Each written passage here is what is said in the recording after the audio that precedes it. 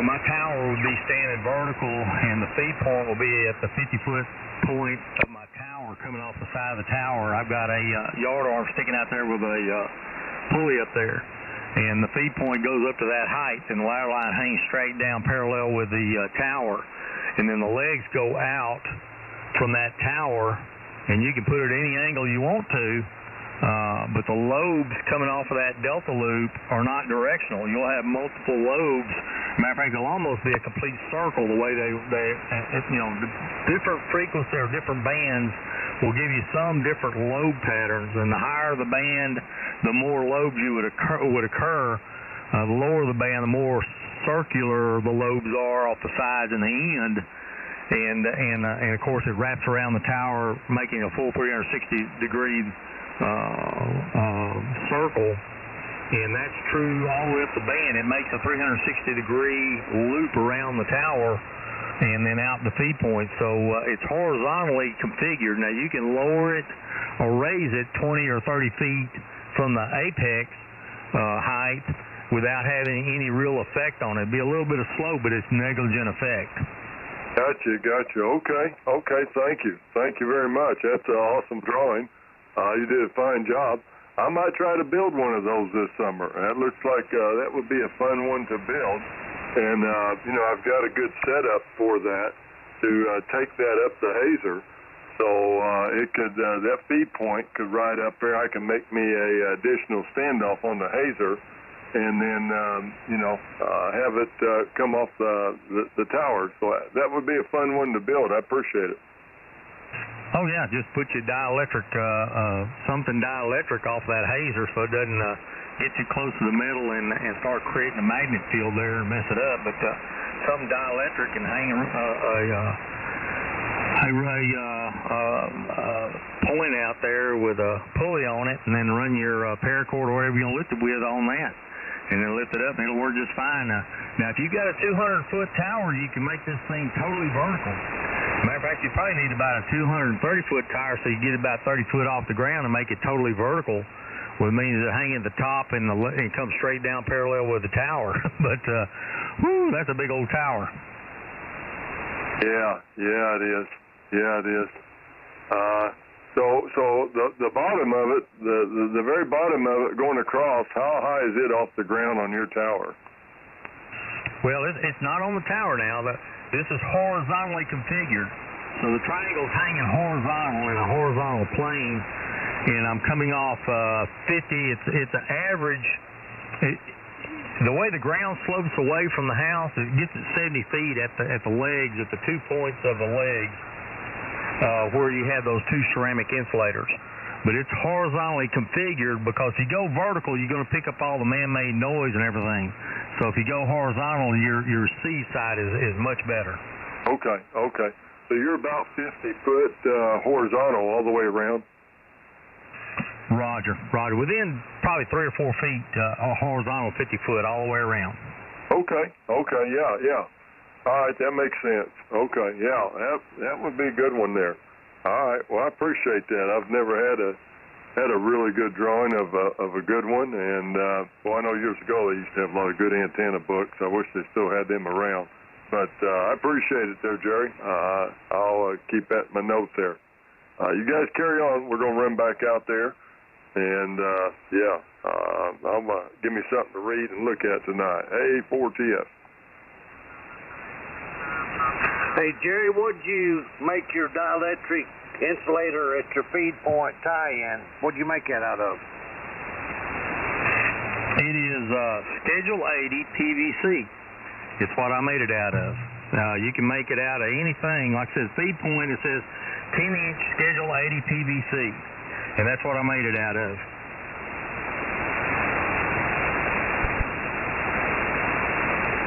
Is Schedule 80 the thinner stuff? No, that's the thicker stuff. Okay, I couldn't remember how it went on that. Yeah, you could use Schedule 40, but that gets a little thin, so I like the thicker stuff. Of course, you go 160, but now you're adding a lot of weight to it. I think they sell I think it commercially and my mind stops working in the afternoons and the evenings. Well, it doesn't work very good in the mornings, but I think it's called ladder line lock. It's a little piece of plastic that's kind of in a cross shape, made for making doublets or loops with, and I don't think they're that expensive. They may not be very sturdy, but I've seen them advertised before. Yeah, you can buy those. The problem is you get a lot of strain off that loop, and if you don't have some way to make a strain release on your feed line, you don't want to be pulling that feed line too hard with it being connected to that ballon at the bottom. So I come up with this, and that's what I use. I just drill a hole big enough to slide the wire through. It's still a little snug, and make that little weave in there, and then solder the loop wires to that feed line connection there, and I don't ever have any problem with it.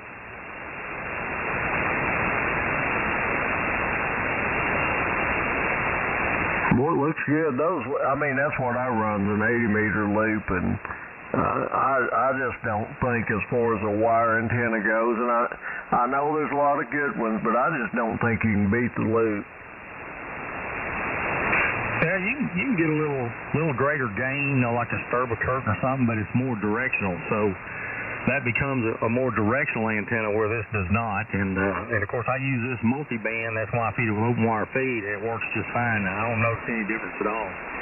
And being horizontally configured, it keeps the man-made vertical noise, which is what most of our noise is vertically oriented, out of the receive side of the antenna. And that's just kind of the way it runs. Great thing about using that open wire, you don't have really any impedance change when it gets wet. And when I say virtually lossless, I know after 1,000 feet you get some loss. But compared to coax, it is lossless compared to coax. Oh, yeah. You're going to get all the power out on that wire compared to coax. But yeah, those little rubber, 3-inch rubber electric fence insulators from Tractor Supply, you can get a box of 300 of them for less than $10. And I use 11-inch UV black tie wraps to tie wrap that rubber insulator between the two ladder lines. And there's a video on the internet that shows you how to do that. But just weave it in and weave it out and connect it, and I've never had it come apart yet.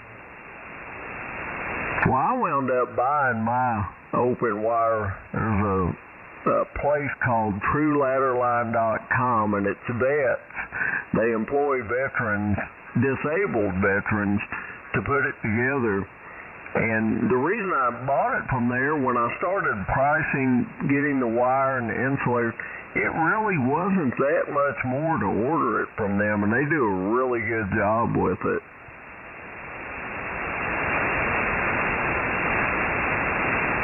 Yeah, I had a 160-meter doublet from those guys way back when I was on the road, and I didn't have time to make anything. But when I found that WD 1A wire, as cheap as it is and as long as it is, the cost of wire went way down for that length, so it became cost effective to just build it myself. Plus, I like building the antennas. Part of the fun of ham radio, isn't it? Yep, to each his own in his own little niche.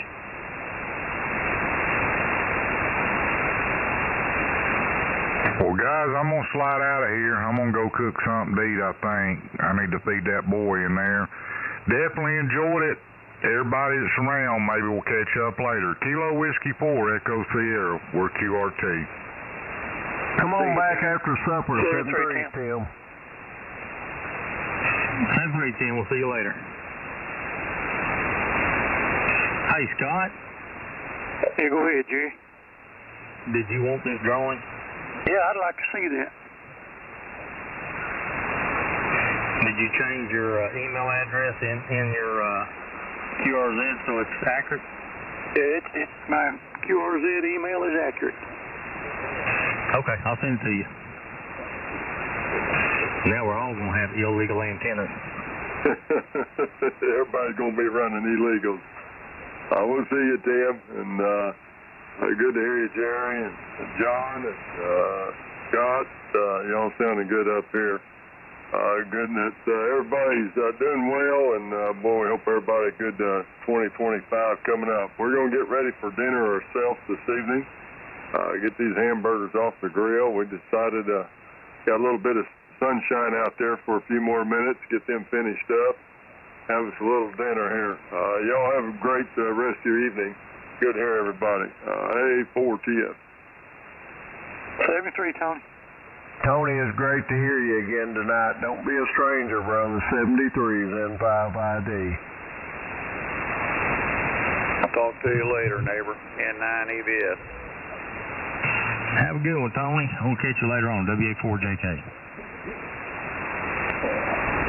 I know where you're learning all this illegal stuff, Jerry. From Tim.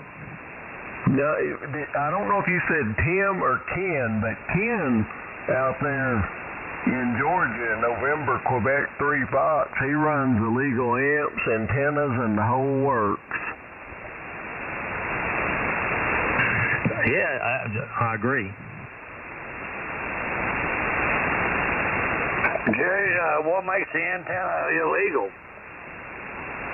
I can't tell you. If I told you that, then everybody would know. It's a kind of an inside joke, Rick. Ken, NQ3 Fox has always got such a good signal. We accuse him of having an illegal antenna and amplifier. You got that illegal coax too, John. I forgot about that.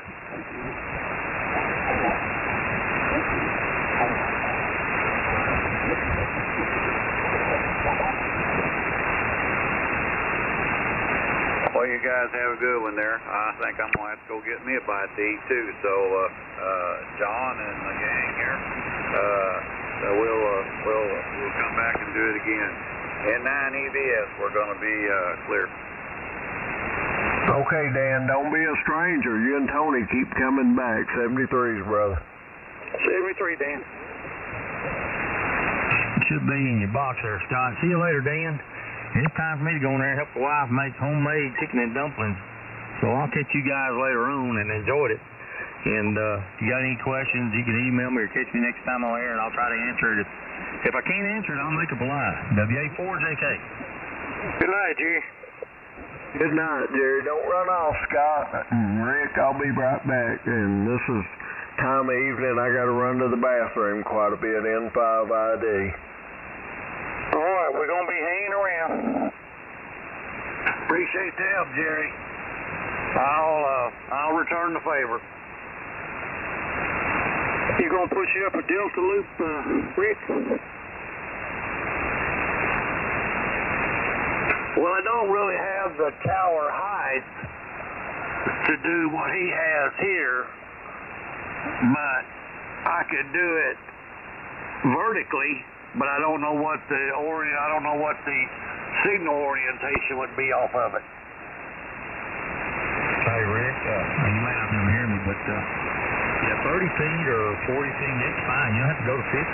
That's just where mine's at. But if you go vertical, then you're going to have a 260-foot tower to hold that 200 feet length down the side of it, because it's got to be parallel with the tower. But horizontally, you'll get rid of the human noise. If you go vertical, you'll pick up all the power line noise and everything else. Okay, I follow you. If you can get it 30 feet or higher off the ground, fairly close to a flat plane, I mean, it can be 10 or 15 difference on, it doesn't have to be straight all the way from one end to the other. But if you can get it 30 feet up, it'll make a whole big difference.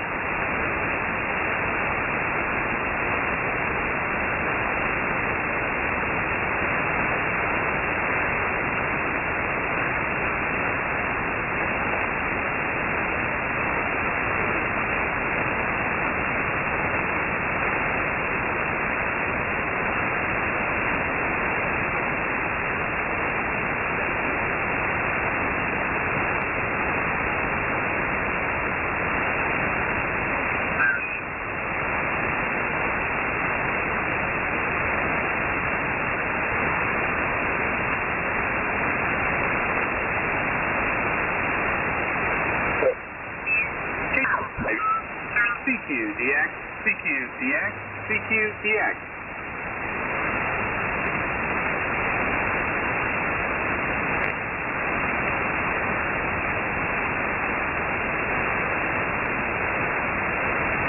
DX, CQ, DX. This is Kilo Mike 5 Echo KM5E calling CQ, DX, CQ, DX. CQ, DX, CQ, DX. This is Kilo Mike 5 Echo KM5E calling CQ, DX, CQ, DX, CQ, DX.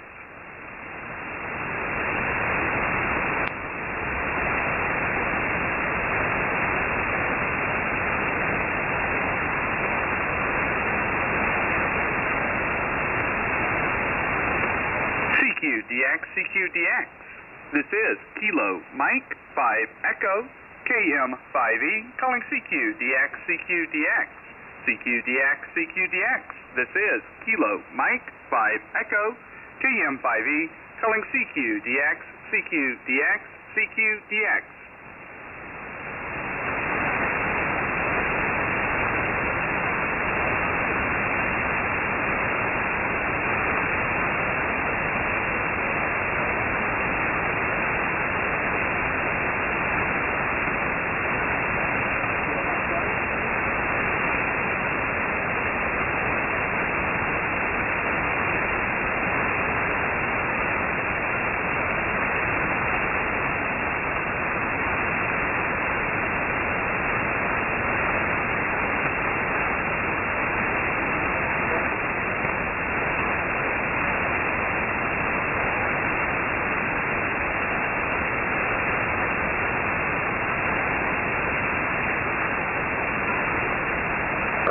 Cord that come loose and was letting the wind blow my part of my antenna up against the metal pole that's holding it up in the air, and I'm sure that's what was causing them spikes and kicking the amp off.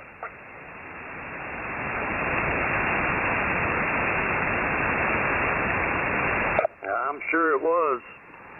It don't take. That's a good thing though that the amp will kick out. Oh yeah, if it gets very little over 2 to 1, this amp will kick out. What was causing that, Scott? I had a piece of paracord that come loose, and it was letting part of my. Of course, you know my loop is hanging vertically, and it was letting the bottom piece of it blow up against the push-up pole, touch the push-up pole. Oh yeah, that'll do it. Are you going to do horizontal on the big one you're building? Oh yes, it's going to be horizontal. Man, you're going to see your noise level go down. I hope so. Don't imagine to get rid of that, do you?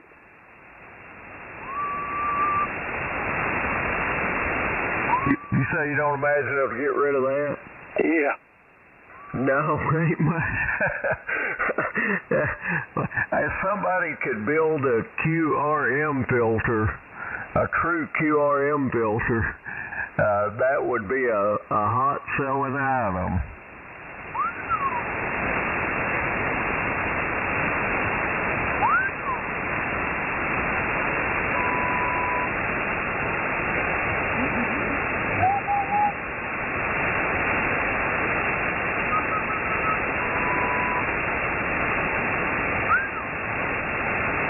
You can whistle good. The problem is your signal ain't good enough to cover any of us up.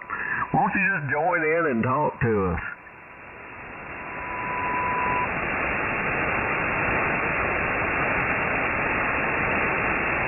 That's the thing. The last few people that we've had trying to QRM us over the last month, ain't none of them. Most of their signals are like S7 or S8, and it sure ain't going to cover Rick up because he's always 40 over on me. It ain't going to cover you up, Scott, because you're always 20 over.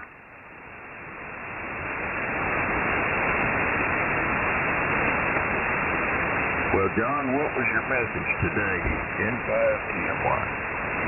Hey, Toby. Well, I preached from the book of Ezekiel on a man to stand in the gap, and just spent some time about talking about standing up for truth and standing for righteousness. And at the end of the message, I told the church, I said, the problem is I can no longer stand. All I can do is lay in the gap with my health conditions. And when you're laying, you get stepped on and walked on. And I officially resigned as pastor of the church. Now, I told them I would keep filling in. I'm going to help form a pulpit committee to look for a pastor. And I'm not quitting preaching. There's plenty of places that I can fill in on Sundays, places that need pastors. But I'm going to remain in the church, and I guess you'd call it kind of an interim role right now where I still help them with the decision making and so forth. But it's time to find a new pastor. I just got too many health problems, and I cannot do the things that I need to be able to do. Matter of fact, I am seeing a heart transplant doctor in 2 weeks for my heart failure.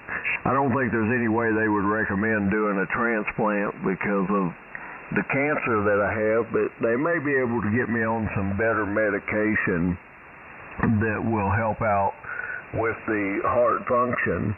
And so I am no longer when the first of the year came around, I applied for disability and told the church that I was going to do that and not be paid anymore. Before I came down with the heart failure, I did plan to just be a volunteer pastor and maybe find an associate and have him take over someday, but don't have the strength to do it anymore, so I'm just a lay preacher now. Over. Well, as I told my wife when our eldest passed away a little over a year ago, I said, that's God's will. And, all the crazy stuff going on in the world right now, and still, our job is to not stray from the path and keep up the good fight. I'm sorry to hear about the health medic in the Houston area for 25 years. I worked as a flight paramedic. I've seen a lot of things, and I've seen miracles or cures that nobody even thought of. Oh yeah, and I'll tell you, I've had so many miracles. This cancer that I have, my best preacher friend, his music minister came down with the same cancer in April of 2023, and he died last week. And I was first diagnosed in February of 2021, and I'm still here, so I've been blessed, brother. Well, if you got a little time, get on YouTube and look up Joe Tibbins. I have a neighbor down at the ranch, and his cousin beat his cancer, and he had stage 4 lung cancer. Was going to Indiana from there in Houston, and now he beat it. He was taking a dog warmer, Safeguard. You can buy it at the local feed store most times, but there's been a lot of good done with that dog warmer for a lot of different types. Yes, sir. I already know all about it. My wife keeps up with that stuff, and I actually started taking the horse wormer, not ivermectin. Fenbendazole is what it's called, and I took that for about 6 months straight, and it really didn't help that I could tell. But I'm fixing to start it again because that's about all I can do right now. But yeah, we've watched. She's watched Joe's videos and has all of that info. and I'm going to start back down that route again and see what happens. How you spell that, Joe? What? Is it Tippen? Is that? I can't remember the exact spelling on the last name, Toby. I thought it was Tibb, Bravo, O-N-S. Tibbin. That's right. Hang on a second. I got a YouTube window open. Let me look. That's it. I'm pretty sure that's it now that you said it. Tibbins. Like a ribbon, but put a T in front of it. Or no, it's Tibb. It may be Tibbens. My wife's got that. It is Tango India Bravo. It may be Echo November, but for some reason I'm thinking it's Oscar November. Tibbin. That's close enough. I can be able to find it.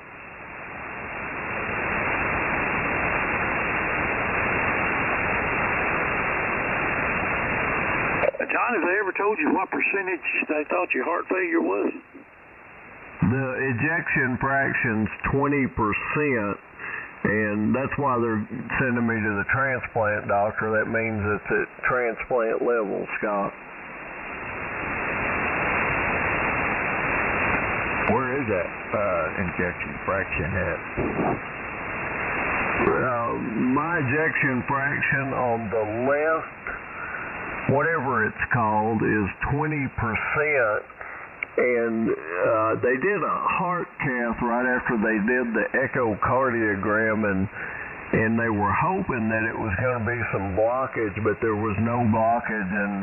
And my heart doctor, he's a really good guy, and all he could tell me is you're very, very sick, and I'm going to get you in with our heart failure specialist. What kind of test did they do to measure ejection fraction? Well, they do the echocardiogram, and I guess they put dye in. I'm not sure. It seems like they put some dye in, and then they're looking at how your heart is pumping the blood out. It's taking blood in fine, but it's pumping blood out at 20%, and I think they said normal was above 60%. And when you get below 30%, that's considered severely disabled, is what they told me, and I'm at 20. You were right, John. It's Tango India Papa Echo November Sierra Tippin.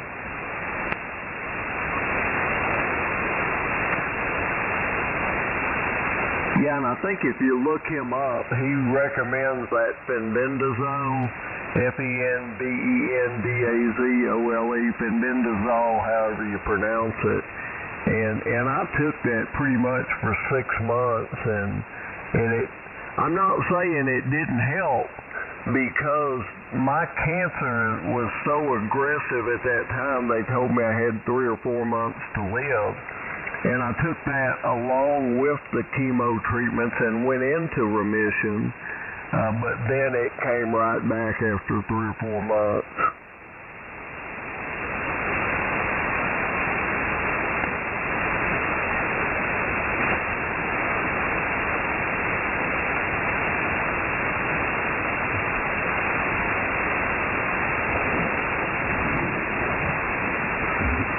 That's why I sent my sad story to Mercury 3. I told them I didn't know if I'd be alive when my number came up on the waiting list, and they told me they would immediately ship the amp out Monday for me, which was very nice. But I really think I'm going to live through this year. The Lord has blessed me, and I still eat. Pretty much, I don't eat what I want, cut way back on the salt, but still have an appetite, not losing weight. My mind during the day is okay. It starts straying in the evenings because I don't have as much blood going to the brain. And my wife has to remind me at night when to take my meds. Can't remember that, but man, I'm enjoying life. Hey, John, on your on the heart muscle, I was talking. I have a sister-in-law. She's a nurse in Florida. But I was telling her, I said, I want to say it was probably 15 years ago, I was reading an article about this procedure that they were doing up in Washington State, where they take people whose heart has lost the elasticity, which decreases your ejection fraction, and they actually trimmed the heart down, made the chamber smaller so it increased the working pressure. I'm sure they've made great inroads to making it even better, and I'm trying to remember my sister-in-law. She told me she had heard of that because she's a post-op nurse. Anyway, that was a thought instead of maybe the transplant route. I'm on top of this guy. He's supposed to be the best around. He's out of Memphis, but he comes to Jonesboro once a month to meet with patients there. And I'm going to talk to him about the options that are available. I do know they have made leaps and bounds of, success with the heart in the past few years. It used to be when they did a heart bypass, they had to crack you open, and now they're doing heart bypasses with a scope.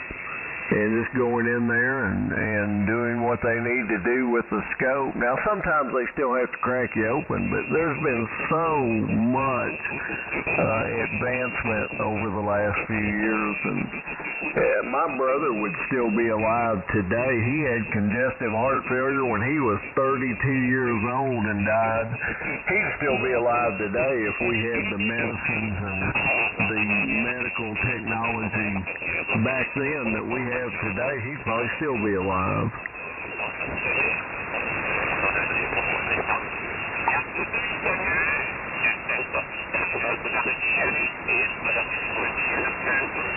Well, enough on the heart. What are you running, Toby? I don't remember. What's your rig?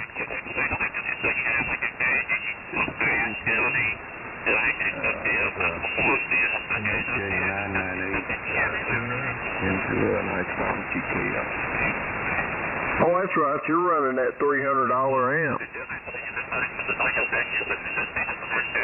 Indeed, John.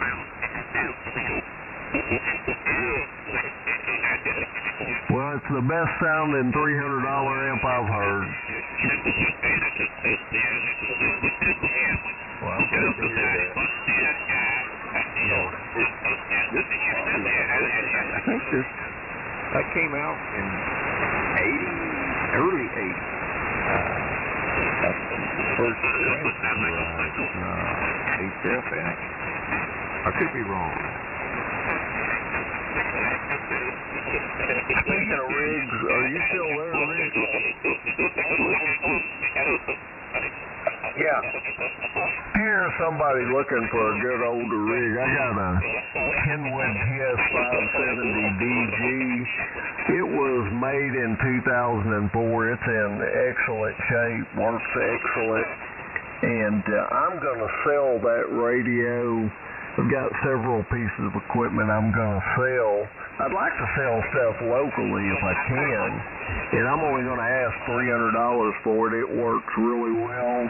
And if you hear somebody looking for one, I mean, it's got the band filters in it where you can cut it down to like 50 hertz. And I even put a CW roofing filter in it. And the reason I'm going to get rid of it and a couple other items, I'm probably going to get a I'm thinking about another 7,300 for a backup and to play with. And they're getting cheaper on the used market. But anyhow, if you hear anybody looking for a good old rig, let me know. All right, I will. I'll keep it in the back of my head. I got it wrote down. Thanks, brother. What kind of radio was it? Well, it's a Kenwood TS570DG Delta Golf. It's the predecessor to the 590 SG. I guess it kind of looks like it. And it's a good old radio. Got a great receiver in it. Got a really good transmitter. I bought it from the original owner, and I just bought it for a backup. I used it a little bit on CW, a little bit on sideband, just to make sure it worked good, and then I just set it on the shelf. And what was your call again? This is A24RY, Gary, East Tennessee. It's the 570D. Well, it's the 570DG Delta Golf, which was, I guess it was they came out with the 570, then the 570D, and then the 570DG. And the guy I bought it from bought it brand new in 2004, he said. But hello, Gary. Good to hear you in there. Yeah, it's Gary.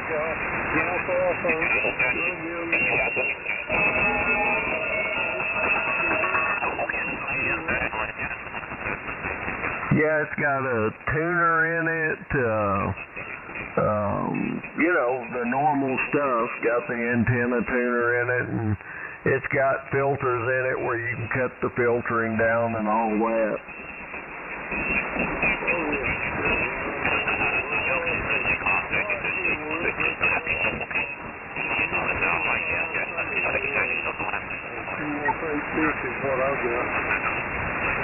Oh, that's a great old radio too.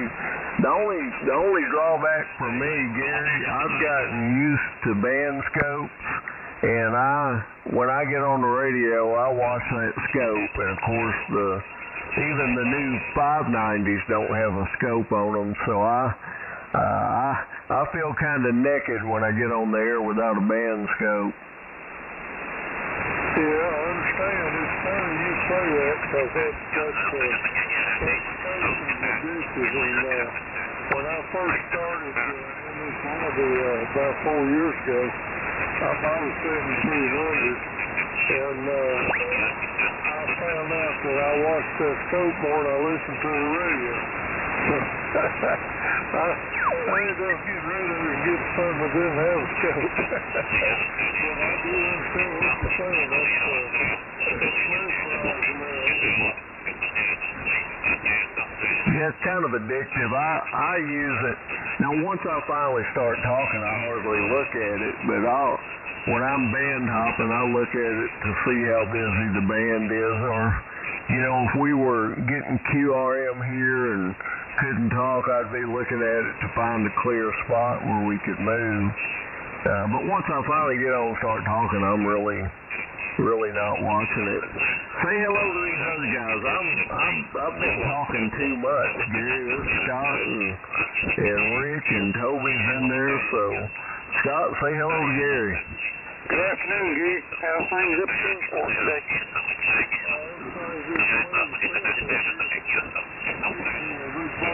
Soup, beans, and cornbread, and I'm in hot cotton now. Yeah, I know that. We had cornbread, green beans, and potatoes there we had a late lunch today, and I enjoyed it. Oh, yeah, I thought that was good. We made some Mexican cornbread on it, and so the cheese in there, it's pretty good there. Oh, yeah, I like that Mexican cornbread. My problem is I like all cornbread. Oh, yeah. I tell you, that's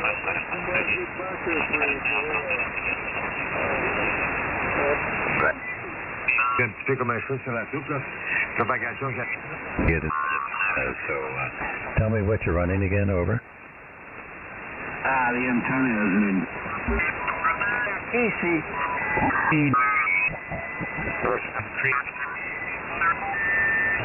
Good to hear, Igor.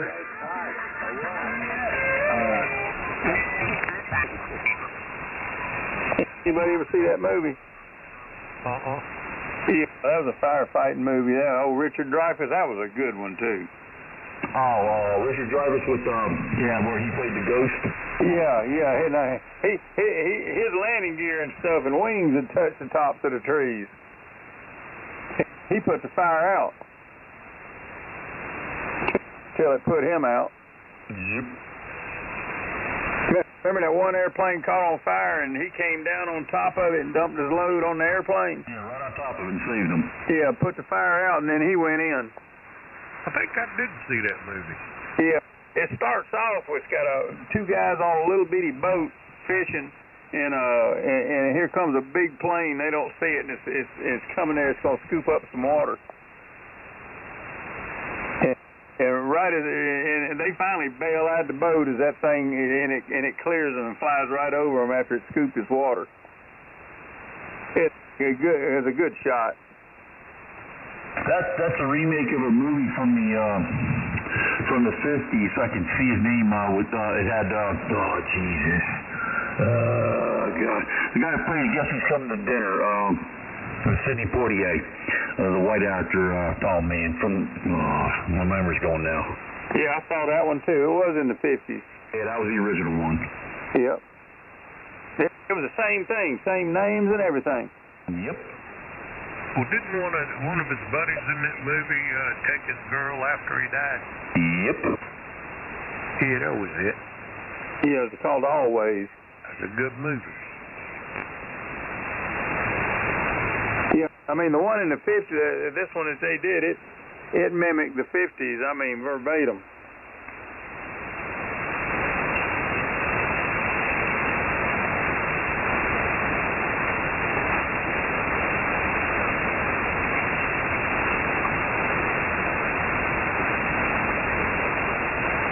Yeah, at the end of the movie, he goes, "That's my girl, and that's my boy." Yep. Wow. Show you right.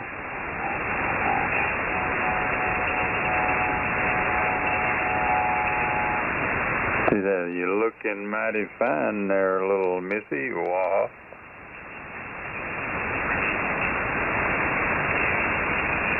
Knock, knock. Who did? Yes, yeah. Evening, Al. Good evening, y'all. Hey, evening. How is everybody doing? Cold. It ain't bad now. It's 37. Is you freezing your Canucks off? No, it's pretty warm out here in the garage. The 47 outside or in the garage? No, it's 37 outside, Frank. Okay. 71 in here.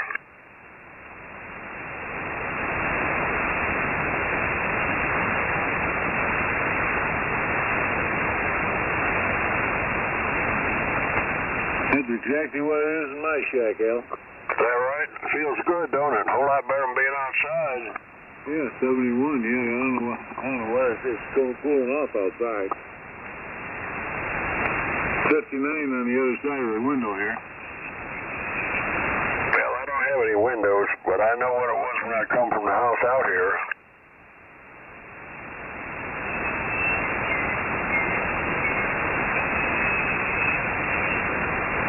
I didn't put no windows in this garage when I had it built. You ain't got no windows. No windows. Just one big 16-foot door and a walk-through door, and that's it. In the house from his neighbors. Well, I didn't want anybody taking readings on what I was doing in here, and you know, if they don't know what's in here, they're less liable to break in. Japanese where I used to live weren't that picky. They come in and take everything. Is that right? They figure if he doesn't have a window in there, he's trying to hide something. I don't even have a window on the garage door itself. Me neither. Mine doesn't either. I'm so worried about privacy. It just gets the sun in the evening during the summer come right in the windows and the garage doors. I had to get rid of that. It got hot. I ain't got no windows in mine either. Oh, you don't want them. Got no skylights either. No, but those new LED lighting is, it does a real good job. You don't need windows. That's right. Well, I don't have none of them. I got one of them over the desk here, and that's it. All the rest of them are just fluorescent. They got each one of them fixtures got 4 bulbs in it. That's what I had, and I made found replacements, believe it or not, at Costco. Just to put in the bulbs place, or you had to change the whole thing? Had to change the whole thing, but they had ends on them to plug into a wall socket. And all I did was put a receptacle in place, where the wire was feeding into the old lamp. Well, I got some of them ones that, I got 2 more up there. I got one up here hanging above the radio bench here. I don't use it much except when I'm soldering or something like that. But anyway, I got 2 more of them. I'm gonna put them over the workbench, and I'm gonna put them in the same fixture where the 4 bulbs are. I'm just gonna hang them up underneath there somehow. Take that middle thing out where the balance is at, and I believe I can fit them in there. Fit one in there somehow.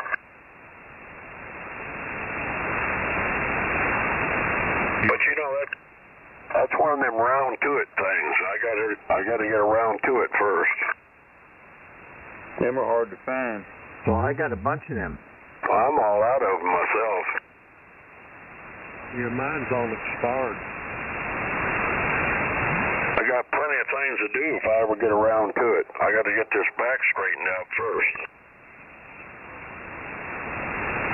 What happened to your back, Al? I fell out of a chair, believe it or not, over here in front of the computer. I was laying back in the chair and fell asleep, and the next thing I know, I fell down in between the chair and the computer desk, and hit on my side and wrung my back up real good and my hip. How long ago that happened? It's been about 2 weeks now. He ain't got a back problem. He got a falling asleep problem. Oh, that's easy to do when you look at the computer. Of course, it's easy for me to do, just shut my eyes. Well, you could have been worse, Al. You could have been sitting at the desk and fell asleep and had that microphone and put your eye out. Yeah, it could have been a whole lot worse than it was. I could have hit my head on the way down, but I landed on my right hip, what I did, and really wrung it up good, and my back. Banged my knee up, too, so my right side's pretty well wounded up. A friend of mine over in Lake Wales here, him friend of mine, he's 85 years old. He fell in the bathtub about 3 weeks ago and broke 6 ribs. Ouch. Well, I'll tell you, I never broke a rib, but I sure have bruised them, and boy, that hurts like you know what. I can just about imagine what it would be to break them. He's 85 years old, and he broke 6 ribs. He come to lunch with us Thursday. He's getting around pretty good, but he said he's still real tender. Oh, I bet so. I cracked a couple one time crawling out of a steam drum, and so my foot slipped when I was coming out, and I just landed right on the overture of the opening, and I cracked them, but they weren't broke, they were cracked, but boy, they still had to tape me up. You don't want to bruise your kneecap, see? Well, especially when you got bad knees, right? Yeah, I did that when I was about 25 years old, roller skating, and come straight down on both knees. Man, you want to talk about hurt.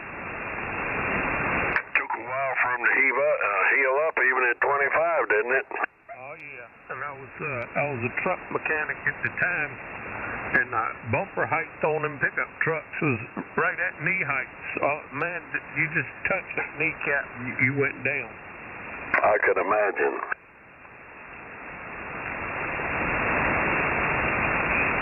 I think I'd still rather have that than ribs. Oh me, I tell you, like I say, when I cracked them ribs, but the doctor told me, he said, this crack hurt just as bad as if you broke it. In fact, he says it probably hurts worse. And I said, well, I hope I don't never break none so I can see the difference.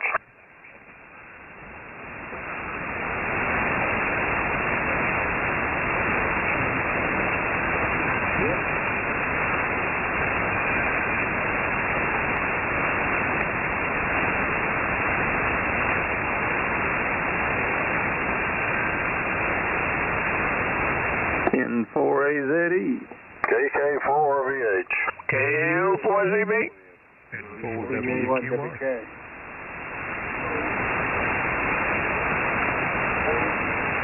How's the weather where you're at, Tony?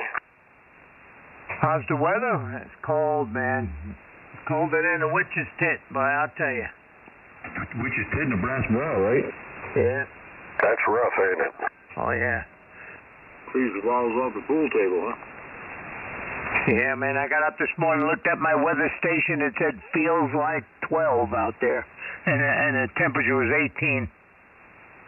You didn't have to go out and double check that, did you? No, I just looked at it on the wall, said, yeah, sounds about right. Looked out the window, everything was iced over.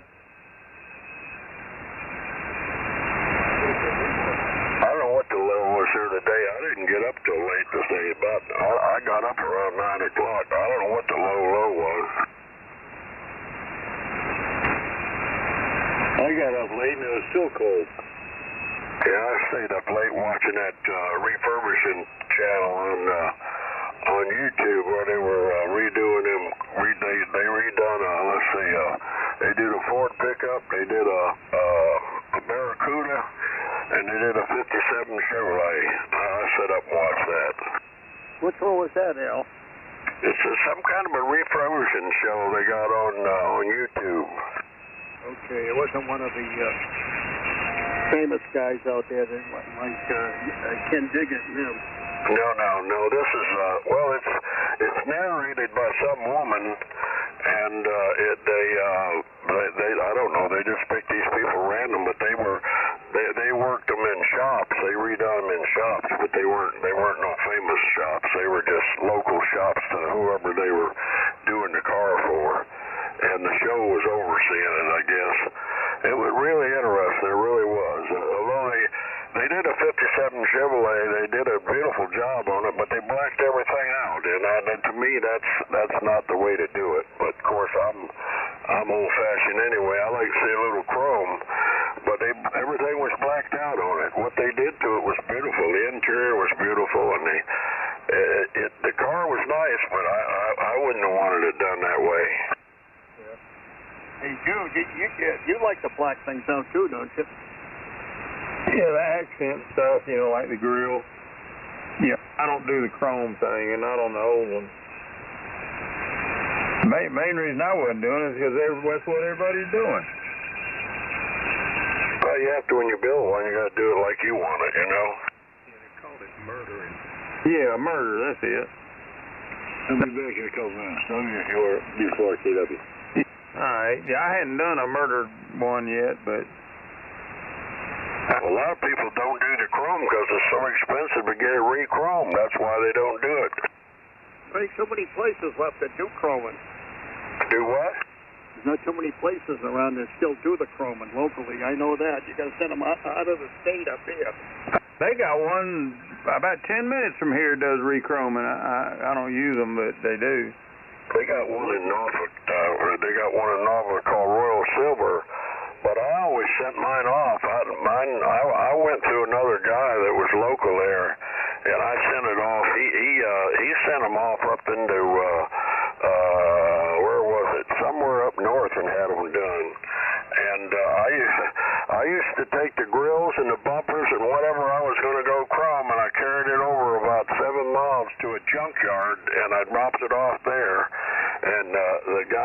guy that run the junkyard, he knew the fella there in Norfolk. He carried it to him, and when it was ready, he called me, and I'd go pick it up. They'd be all wrapped up, and I'd just go back to junkyard and get them.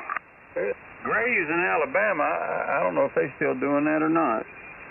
But what happened was they tightened up on it so much. They gotta have the spillways around the vats and the little walls, and they tightened up on it so much. That's why a lot of them closed.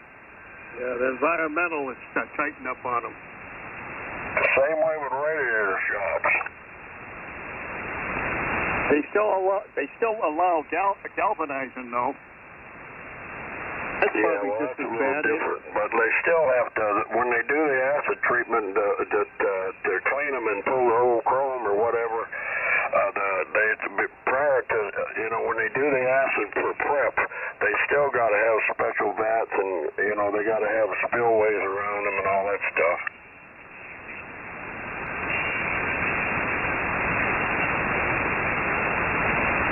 Them places are inspected now where they never were before. Sure.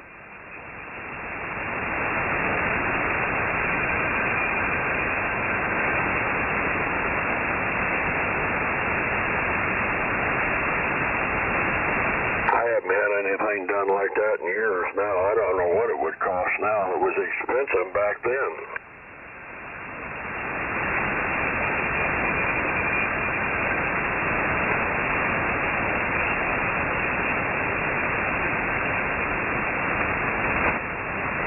Hey, my friend found an interesting car last week. He was out in Florida. He's a pool builder, and he was. Somebody called him over there and wanted to get a price on a pool, so they started talking about cars or something. This old guy says, I got a few old cars. He had them all in his garage under tops and stuff, and he pulled one of them off. He had a 87 IROC Z with 3,000 miles on it. All original. He wound up buying the thing for like 30 grand. Yeah, I was getting ready to say that wouldn't be cheap. Yeah, I guess that's a good price, man. The thing is in mint condition. Was stored inside all its life. Only got 3,060 miles, I think he said it was. Glad your buddy the pool guy didn't say I'll trade you the car for a pool. Yeah, I think a pool costs twice that. I'm glad we don't have no more pools. Hey, you're not gonna have a pool put in up there, Bob? Hell no. No? No, I'm tired of them. I've had them for, 40 years. I don't want any more. A lot of maintenance, huh? It's just a pain in the ass. You could go down a creek. I'm going to go down the creek. It's a creek. I can go jump in the sand. Most houses up around Elizabeth City don't even have basements in them because they're so close to sea level.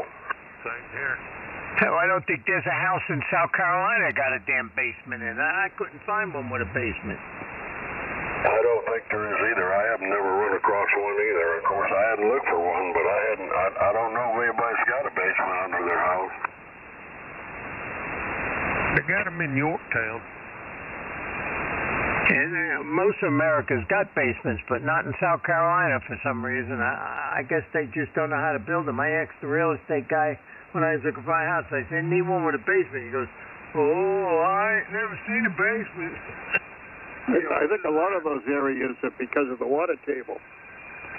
When I had this garage built, I told the builder, I said, I want it on 2 blocks high off of the foundation. I said, I want it 2 blocks high. He looked at me and he says, what do you want that for? You gonna wash cars in there? I said, no, I ain't gonna wash cars, but I want it up. I don't want the wood down on the cement floor. I want 2 blocks high. He says, well, that ain't the way we build them around here. I said, that's the way you build them. If you build it for me, I can assure you of that. And it's 2 blocks high, so I didn't have any problem explaining that to him afterwards. Either you can build it my way 2 blocks high, or the other guy will. That's right. Find somebody to do it. 2 blocks high, you still only got a 9-foot ceiling, right? I got an 8-foot. I don't know how tall it is. Tell you the truth, I never measured it. But you see, I got a drop ceiling in it too. My son-in-law does. He does He does walls and he does ceilings, and he come in and put a drop ceiling. I got a tile ceiling in it, and I put insulation in the walls, put insulation up above the ceiling too, up above the tile.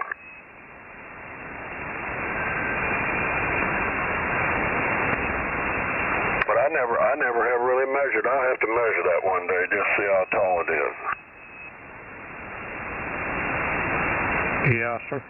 Yeah, mine's only like 9 feet. It just ain't tall enough to put a lift in there. Oh, I know. This one ain't tall enough to put a lift in either. Put a motorcycle lift in there, okay, but not a car lift.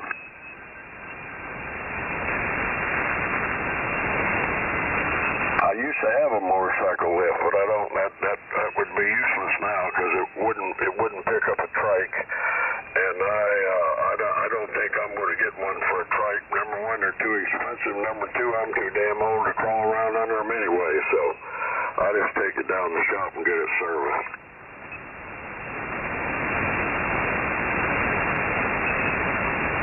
What's that 3-wheel?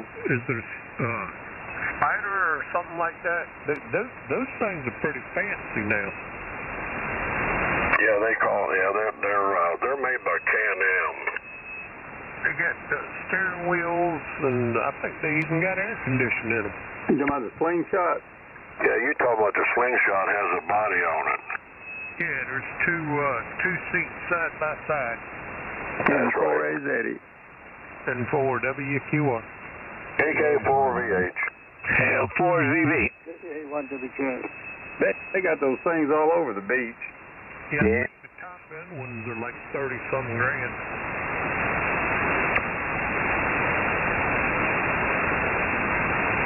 That's a lot for a 3-wheel motorcycle. Yeah. Well, you ain't bought no Harleys lately. Yeah, go to Harley shop. Yeah. These are they got the 2 in the front and 1 in the back.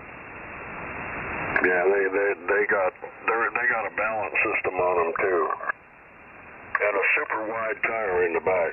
Yeah. Is that supposed to be one of those Batmobiles? I say they call them slingshots. Yeah, I see a couple of them at the car shows all the time. Yeah, it's usually old people got them. I never rode one of them with the wheels in the front. I'd be scared of them myself. You hit a corner too fast and you break that back wheel loose, you're in a world of doo-doo because that thing would spin just like one of them tops.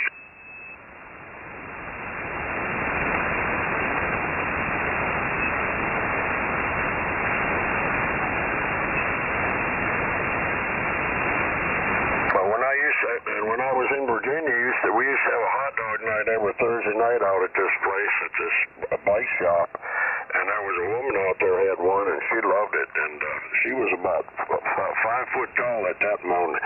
She may have weighed 90 pounds soaking wet with combat boots on, but boy, she loved that thing. I'll tell you that.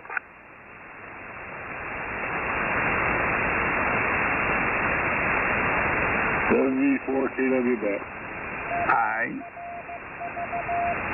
But I can't pass no judgment on one because I never rode one.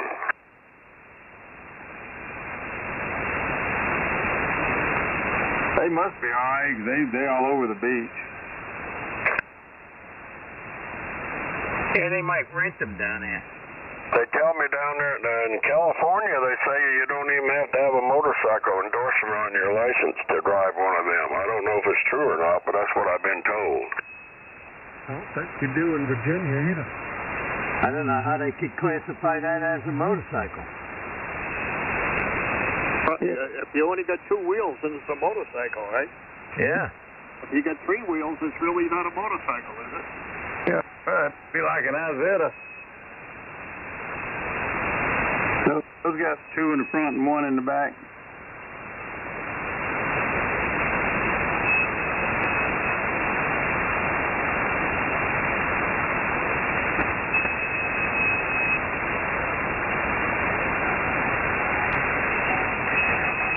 I see a few of them around here. I don't know. I don't know anybody who's got one. But they they might rent them down there at the beach. Is there a rental place down there? A lot of shops do that. Yeah, they may be renting them. Get you hooked on. Yeah, I was watching Cops one night or whatever the hell. I was on patrol and they were chasing some guy through Columbia. It was a rental. He wrecked it. Huh. Yeah, I remember that one, Tony. You seen that one? Oh, is that the guy on the motorcycle that ran out of gas? No, this guy wrapped one around a tree in front of somebody's house. They were chasing him for about 10 minutes. There was one on there where they chased one and he ran out of gas. They chased that guy pretty. I guess he was up around 100 miles an hour in a couple of them side streets, and then he wrapped it around a tree. Yeah. This guy ran out of gas and the cruiser crashed right into him.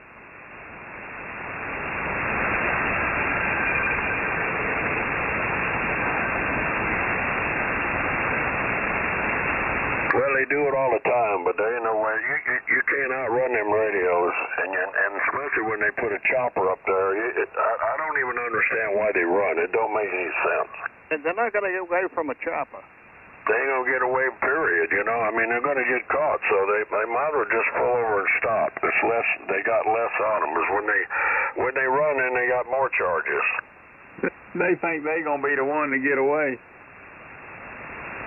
It's funny, last night watching the OPD, and that guy, he outrun a cops for quite a while. Then he got out on some side road. He stopped right at the county jail. He says, well, I know he was going to bring me here anyway. Gave him the trip.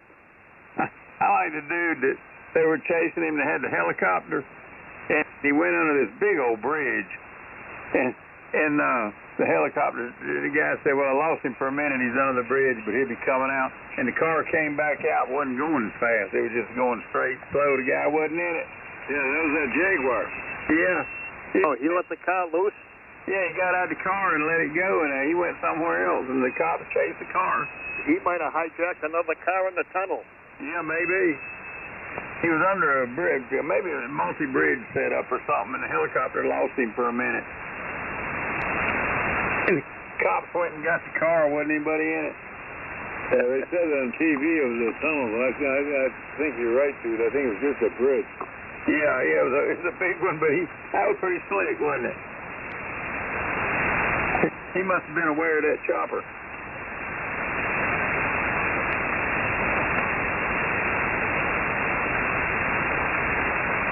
Yeah, they do that out in California all the time. They try to run from them. And they get as many choppers in California as they do police officers.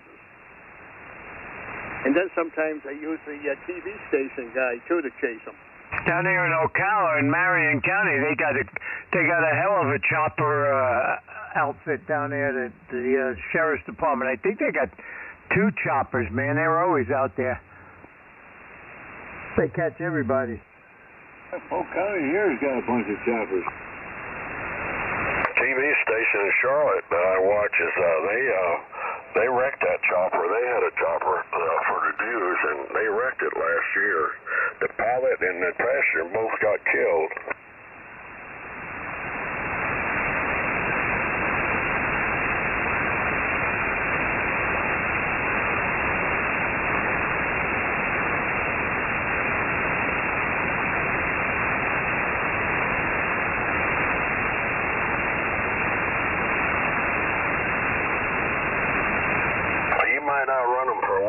You sure ain't going to do it on the longevity, I can tell you that. When they run away like that, you know they got a bunch of drugs in there or illegal guns. Either that or they got a whole bunch of charges against them and they missed court and all that kind of stuff, you know. At night, they think they can't get caught. They ditch the vehicle and they run through the woods and they get them with that FLIR. You know, that stuff works good. That radar there, what the hell it is, night vision. Infrared radar. Canine dog will get them. Them dogs work real good, too. Oh, yeah, you ain't gonna run from a dog. Yeah, man, I like to see them dogs work, man. They get a hold of them guys. They start screaming and yelling. It's the only reason my wife watches them, so every once in a while she gets a treat when they run the dog. You hear the guy on the ground getting chewed up, and he says, "Get him off of me! Get off of me! I surrender." Take him out, he don't climb a tree. I'd climb a tree before I'd let the dog get me. Yeah. Some of those dogs are pretty good at climbing trees. Huh? Some of those dogs they got are pretty good at climbing trees. And then you get yourself a black bear. Yeah, I'd find out. That's funny, them dogs latch on to them and they start hollering, "What'd I do? I ain't do nothing." Yeah, I didn't do nothing. Get him off of me! I confess. These are my pants. Like the new dog they got here in Polk County. The dog's name is Ketchum. And Granny Judd makes a lot of statements about Ketchum. And another thing, too, if a guy decides to shoot the dog, that's like shooting a cop. You shoot a dog, you're going to face the same men. Oh, yeah, there's a funeral right down the road from me here for a dog and a deputy, Matt, and DOG was the dog's name. That was the one that got shot in the woods 87 times. Oh, yeah, the penalty's the same as a police officer. You shoot a dog, you shoot a Leo. That's right. I tell you what, those tasers that they hit them with, an electric taser, buddy, they're pretty effective too. Yeah, they just fall over like a tree, don't they? And they ain't too far gone. Once they get hit with that, they ain't moving too far after that, except straight down. It's like their feet go together and they just fall over.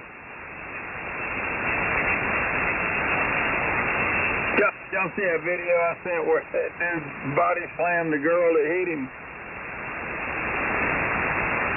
Yeah, I seen that one. I went back on that one. That was pretty good, wasn't it? Yeah.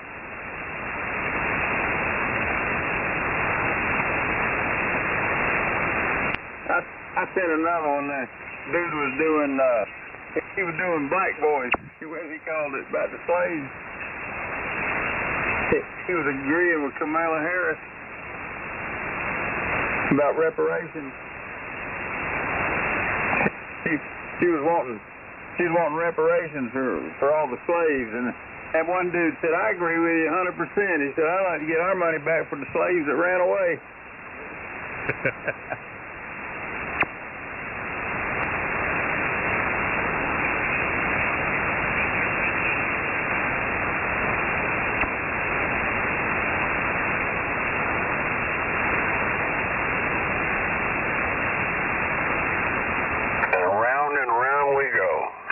That's right, N4NZ.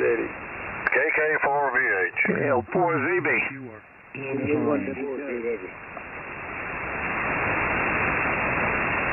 Kilo 9 Delta Lima Sierra K9 deal up. Anybody got him? All I heard was K9. Go ahead.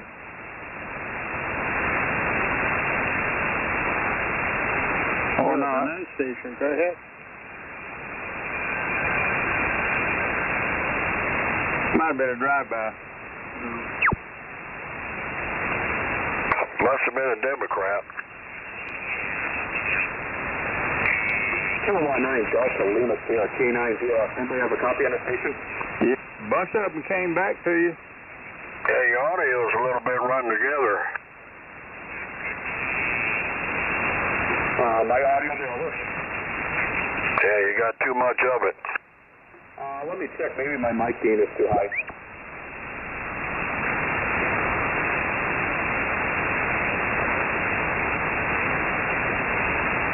No, looks like Meacham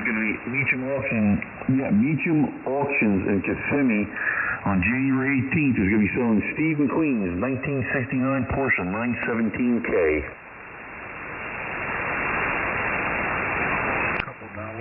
Yeah. Didn't they just sell his Eleanor, that Mustang he had? Yeah, the one that he didn't bought. Yeah. Yep. I think last year. Yeah. Is that the one that went for $3 million? I don't remember what that thing brought. It was high. It's somewhere between $2 and $3 million, I think. Yeah, it was a 68? Yeah, I think so. Whose was it?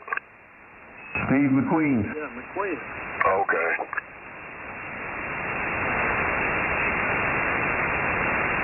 Yeah, they sold, Ford Motor Company sold a bunch of those replicas. What are those Hertz Mustangs worth? They're worth some money too, I think. Yeah, the rental GTs. Yeah, those are the ones. Yeah. Rental racer. Yeah. They were turning them back in without the same motor. Yeah, they blew them up. Well, they dropped their old motor in and take that one with them. K9 DLF, lower the mic gain there. Any better there on the station? Over. Yeah, we can hear you fine. Can you hear us all right? Yeah, Roger, Roger. I got a good copy on you. This is K9 DLF. We're QTH is about 40 miles southwest of Chicago there. We're just airport on a Yaesu ST450G. The antenna's a Nelson 132-foot end fed there. Over. Okay, well, it sounds okay. You know, an 8 to a 9, and there's a little bit of fakeness thing, but outside of that, you sound good. All right, Roger, Roger. Yeah, thanks for that. I turned on the mic gain. I think the other gentleman sort of was flat topping there a little bit there. But yeah, maybe this could be a little bit better there. We'll be careful for the 100 watts. Over. Okay.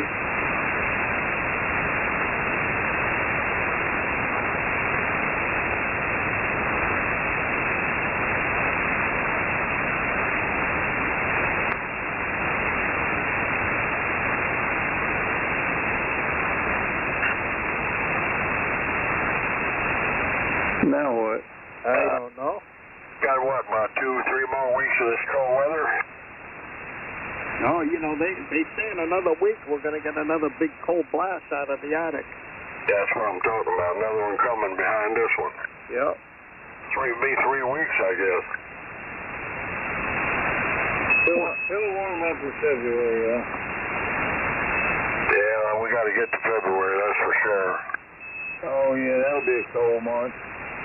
That's when you really see the days getting longer, too. Yeah. Yeah, I've already noticed them getting longer, the longer daylight in the afternoon. Oh, yeah, you can notice it now. December 21st was the longest time for nighttime. Every day after that, daylight comes a minute earlier and lasts a minute longer. That's right. Well, it starts showing up right now. We see the difference now.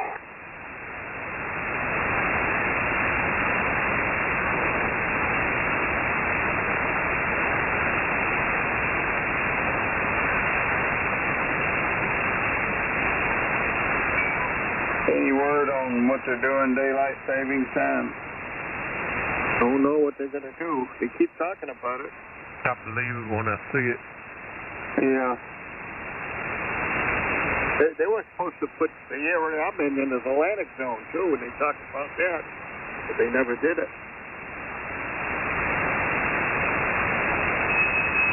I guess we'll just have to wait and see. Yes, sir.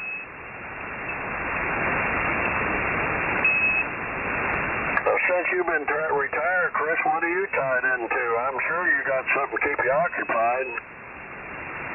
Well, yeah, a little bit here and there. Got into doing some woodwork. Built my wife a craft room.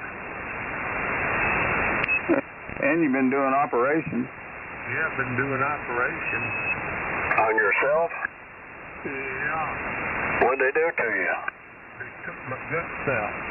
Took your guts out. They had to put something back. Yeah, they temporarily put me in a bag, and they took my large intestines out, and they did what do they call it? A total colonectomy? Oh, okay. Bet you ain't got guts enough to do it again. Nah, I sure don't. So they put you on a bag for a while, and then what? Yeah, they billed when they did the surgery. It was a 12-hour surgery when they did it. They built me a pouch. They call it a J pouch. So when that's all healed up, which it is now, I'm just waiting on them to get time to do the surgery. They'll just unhook the pouch and I'll go back to normal. Semi-normal. You know, you'd be just right if you were going to go to a Trump rally with that. Yeah. Well, what happened? What, did you have cancer or what? No, I had ulcerative colitis. Okay. How long had that been bothering you? Every drug you could imagine, everything you've seen advertised on TV, they put me on it, and it didn't do no damn good. Well, did they have all the side effects? No. They didn't. Put me on Zeposia, they put me on Rinvoq, they put me on Stelara. I think there's a couple more. Did you get vaxxed? No, I got just before the vaccine came out.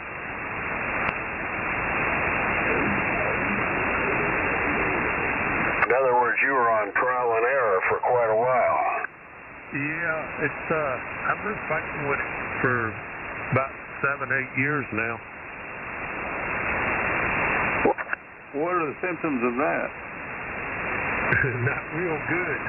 It just tears your gut up, man. You just sometimes you can't control yourself. Sometimes it's got blood, all kinds of crap.